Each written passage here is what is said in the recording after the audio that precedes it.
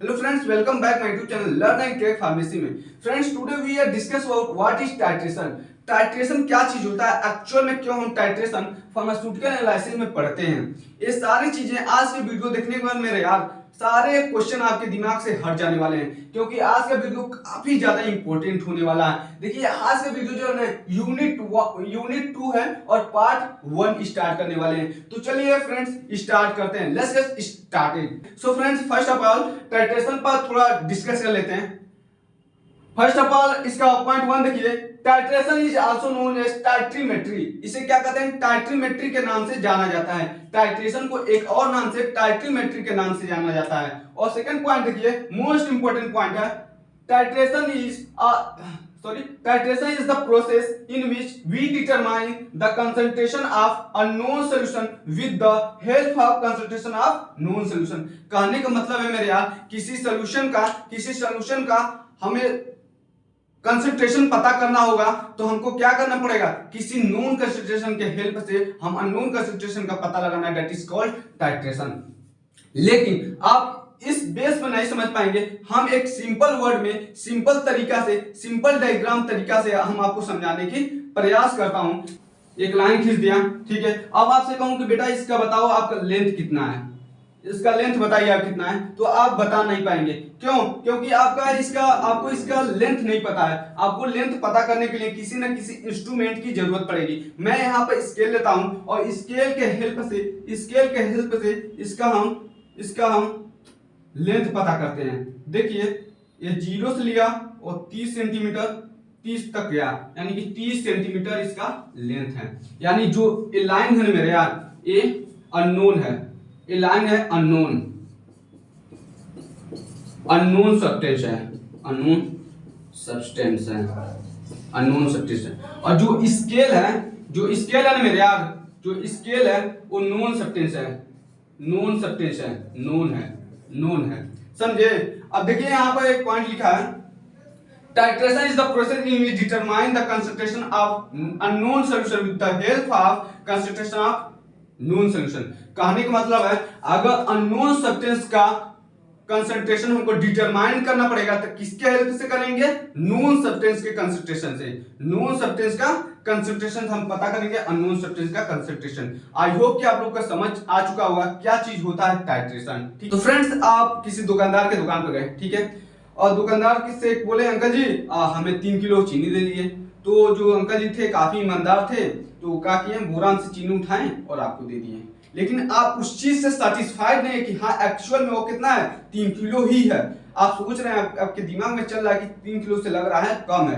तो आप अंकल जी से बोले कि अंकल जी इस चीनी का वेट करके हमको बताइए कि एक्चुअल में जो चीनी है उसका वेट कितना है। तो अंकल जी काफी ईमानदार थे, तो क्या किए, एक तराजू लगाए, वेट लगाए और दूसरी तरफ क्या किए, 2 किलो का वाट रखे, इसका हमको पता है कि 2 ही किलो है, 3 किलो नहीं।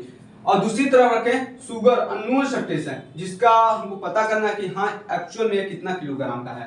ठीक है, 2 किलो का जब वाट रखे तो ये जो चीनी है ना इक्वल हो गया, यानी बराबर पॉइंट पे आ गया। तो हमको पता चल गया कि हाँ अंकल जी सही बोल रहे थे, चीनी तो 3 ही किलो का है, 3 किलो से न ज्यादा है न कम है, 3 किलो चीनी है। यानी अंकल जी क्या किए, नोन सब्सटेंस के हेल्प से अननोन सब्सटेंस का पता लगा लिए। This is called titration. I hope कि आप लोग का टाइट्रेशन समझ आ गया होगा और समझते हैं कि एक्चुअल में टाइट्रेशन क्या चीज होता है। आप जाएंगे कॉलेज में जाएंगे, टाइट्रेशन तो ऐसा आप समझ गए होंगे कि टाइट्रेशन क्या चीज होता है। आप कॉलेज में जाएंगे और टीचर क्या होते हैं, लैब में जाएंगे तो आपको प्रैक्टिकल करके बताएंगे कि क्या चीज होता है टाइट्रेशन। वहां पर आप देखेंगे जो टाइट्रेंड होता है, कोनिकल फ्लास्क वगैरह यूज करते हैं, ये क्या चीज होते हैं, इस पर हम थोड़ा डिस्कस कर लेते हैं। इस बेस पर हम आपको समझाएंगे ना, तो गारंटी के साथ कहते हैं 100% आपको समझ आएगा। तो चलिए इसको मिटाते हैं और वो चीज हम डिस्कस करते हैं जो हम आपको बताने वाले हैं। तो फ्रेंड्स आपका टाइट्रेशन समाप्त हो गया, ठीक है। आपको बता दिया क्या चीज होता है एक्चुअल में टाइट्रेशन, ठीक है। टाइट्रेशन के बारे में हम एक एक पॉइंट को लेकर बता दिया हूं, ठीक है। विद डायग्राम के द्वारा मैं आपको इजी से इजी लैंग्वेज में समझाने का प्रयास किया हूं, आपको बता दिया हूं, आपको समझ में आ चुका है। उसमें क्या कर रहे थे, हम नोन कंसंट्रेशन के हेल्प से अननोन कंसंट्रेशन का पता लगा रहे थे, ठीक है ना। वही होता है टाइट्रेशन, नोन कंसंट्रेशन के हेल्प से अननोन कंसंट्रेशन का पता लगाना ही, that is called titration. So friends, इसी के बारे में हम आज का जो पॉइंट है, ये जो पॉइंट स्टार्ट है इसी पे बेस्ड है, ठीक है। तो जब आप कॉलेज में जाएंगे तो एक्सपेरिमेंट करते समय आपको ऐसा एपरेटस दिखने को मिलेगा, जो आप अपने सीनियर से बताएंगे, अपने टीचर से बताएंगे, इसके बारे में उनको पहले से नॉलेज था तो काफी आपसे इंप्रेस होगा, ठीक है। तो इसके बारे में पहले डिटेल पता कर लेते हैं, क्या चीज, कौन इंस्ट्रूमेंट को किस नाम से जानते हैं, ठीक है। उसके बाद मैं एसिड बेस का टाइट्रेशन परफॉर्म करूंगा विद एग्जांपल के तौर पर, ठीक है। यहाँ देखिए जो ऑपरेटर्स हम यूज करते हैं उसका नाम क्या चीज होता है, देखिए ब्यूरेट स्टेन जो होता है ये ब्यूरेट को कस के पकड़ा होता है, ठीक है। ऊपर का पार्ट होता है जो ब्यूरेट होता है, नीचे का जो पार्ट होता है उसके कोनिकल फ्लास्क कहते हैं, उसे कोनिकल फ्लास्क कहते हैं। ऊपर के पार्ट को हम टाइट्रेंट कहते हैं, इसमें जो लिक्विड भरा जाता है वो हमको नॉन कंसंट्रेशन होता है, नहीं इसका कंसंट्रेशन हमको पता होता है। कोनिकल फ्लास्क में जो लिक्विड भरा जाता है उसका कंसंट्रेशन हमको अननोन होता है, अज्ञात होता है, हमको पता ही नहीं रहता उसके बारे में, इसको हम टाइट्रेंट कहते हैं। और टाइट्रेंट को कैसे पहचानेंगे, देखिए टी से होता है टॉप, टी से होता है टॉप, टॉप मींस ऊपर, डी से होता है डाउन, डाउन मींस नीचे, नीचे वाले पार्ट को हम टाइट्रेंट कहेंगे, डी टाइट्रेंट, ऊपर वाले पार्ट को टाइट्रेंट कहेंगे, टी से टॉप, टॉप में ऊपर, ठीक है, इतना समझ गए। ऊपर वाले पार्ट में हम बेस लेके चलते हैं, बेस यहाँ पे लिखा है, बेस लेके चलते हैं। नीचे वाले पार्ट में हम एसिड लेके चलते हैं, एसिड का कंसंट्रेशन हमको पता नहीं रहता है, इसी का कंसंट्रेशन हम पता करेंगे with the help of sodium hydroxide, sodium hydroxide या बेस, कोई बेस, ठीक है। इतना आप समझ गए। अब स्टॉपर का क्या होता है, स्टॉपर क्या चीज है, स्टॉपर लिक्विड को मेंटेन करके रखता है, यानी कि ब्यूरेट में से जब लिक्विड कोनिकल फ्लास्क में गिरेगा तो इसको मेंटेन करके रखेगा। अगर जो स्टॉपर है इसको लूज करेंगे ना, ढीला करेंगे तो ज्यादा लिक्विड गिरने लगेगा कोनिकल फ्लास्क में, थोड़ा टाइट करेंगे तो ड्रॉप वाइज गिरने लगेगा। जब एंड पॉइंट हमको आना रहेगा तो हमको जो स्टॉपर है इसको टाइट करके रखना होता है, ड्रॉप वाइज गिराया जाता है, ठीक है।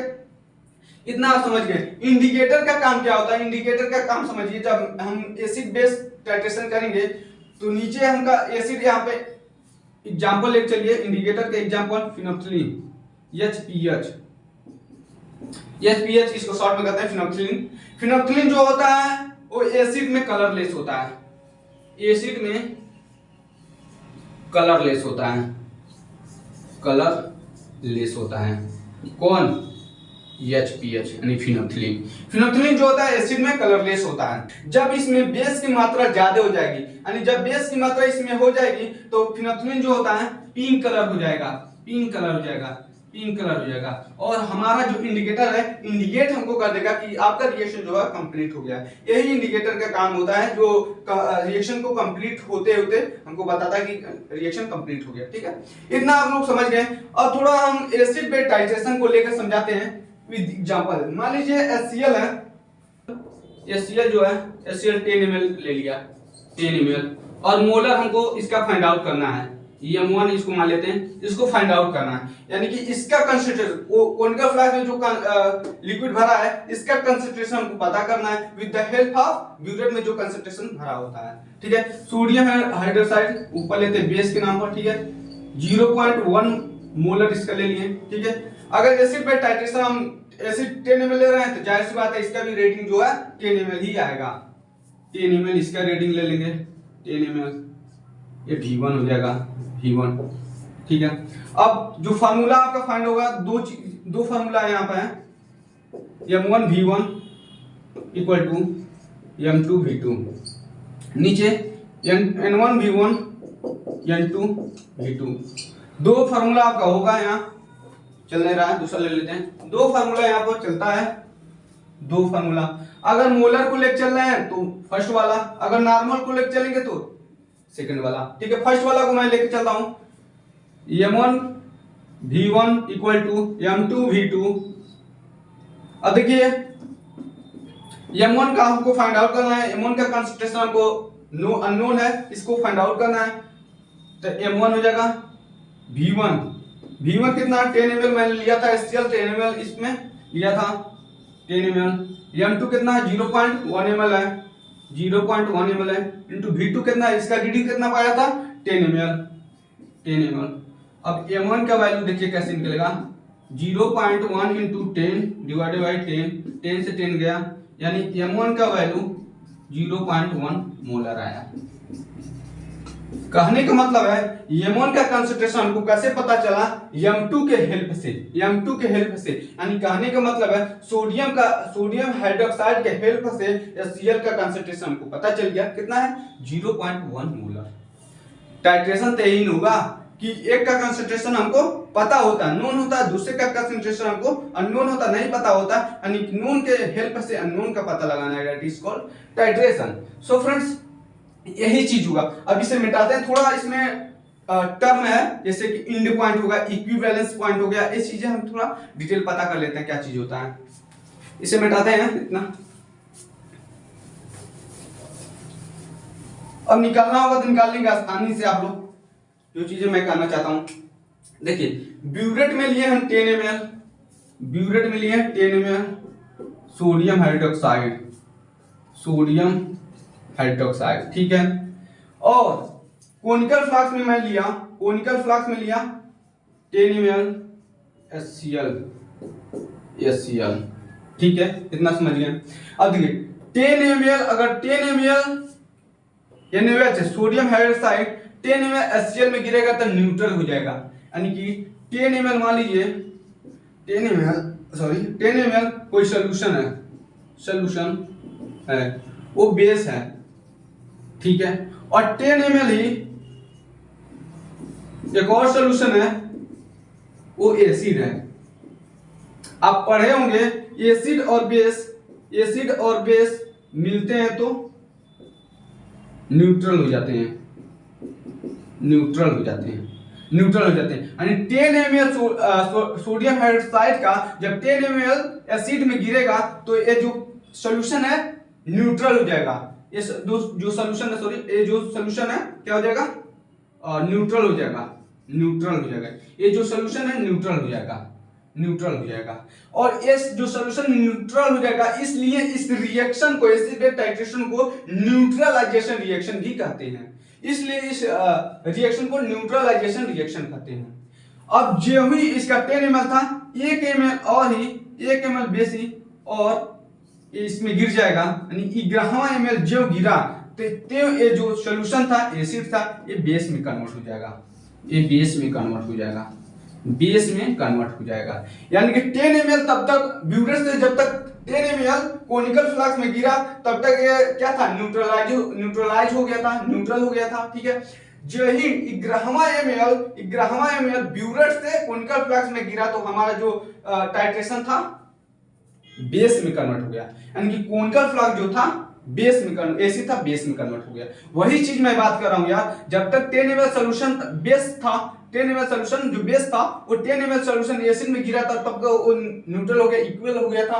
नंबर ऑफ मोल्स जो बेस के थे और नंबर ऑफ मोल्स जो एसिड है जो मिले तो इक्वल हो गए, यानी कि न्यूट्रल हो गए, ठीक है। जो ही 11 ml सोडियम हाइड्रोक्साइड का एसिड में गिरा तो जो सॉल्यूशन था एसिड था लेकिन बेस में कन्वर्ट हो गया। इस पॉइंट को 11वां पॉइंट जो ही गिरा तो ही हमारा एसिड बेस में कन्वर्ट हो गया, इस पॉइंट को हम कहते हैं इंड पॉइंट। इसे क्या कहते हैं, इंड पॉइंट कहते हैं, इसे हम कहेंगे इंड पॉइंट